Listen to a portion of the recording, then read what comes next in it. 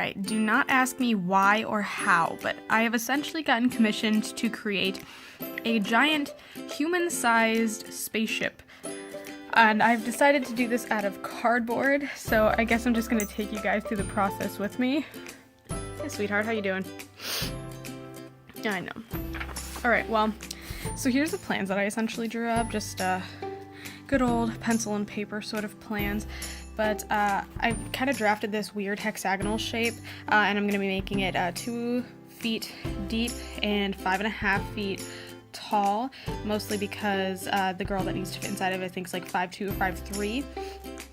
So I've decided to do this kind of hole in the front here. It's got little legs using wooden dowels. I'm sure they're not actually going to be this short. They're probably going to be a little longer to hold the supports up on the side, but I've done all the measurements. This is probably the first time the Pythagorean theorem has come in handy for me at all since high school has ended for me. I'm going to edge it with green glow sticks, and I've essentially made these pieces, this guide of pieces up here. I'm actually probably only going to have to do one front piece, and because of the pieces of cardboard I found for this, it's definitely not going to be one big piece. I'm probably going to actually do the triangles individually. So I'm going to need 8 of these triangle pieces. That is 2 3/4 feet long by 1 feet wide, which means this spare edge over here is going to be 3 feet. And I'm going to need 8 of those, so 1, 2, 3, 4, and then obviously for the back. I don't think I'm going to cut anything out for the middle. I think I'm just going to leave that open. I need 1 square piece for the top, and that is going to be, not there. It's going to be a 2 foot by 2 foot square, and I'll probably need 1 for the bottom as well. The side pieces are going to be 2 feet by 3 feet rectangles, so 3 feet that goes along this line, obviously, and the 2 feet around here. I don't even know why I said 1 foot here. That's just totally unrealistic. I got my list of materials, so white spray paint or primer, some silver spray paint, a black curtain, which is what I'm going to kind of cover this hole with, just to make it easier to get in and out of. The doors would be just ridiculous. The glow sticks, obviously, hot glue gun, box cutter, and a little bit of patience are going to be our tools. So I guess let's get started. I managed to score a ridiculous amount of cardboard from the Fine Arts building at my college. 4 foot by 5 foot pieces, and I cut them into all those pieces that I just showed you there and laid them outside to spray paint. I took this can of white primer and just kind of made it a little bit patchy to give it some texture. Here's most of it in the works. I also commissioned my boyfriend to help me out with this, so you get a little shot of him over here.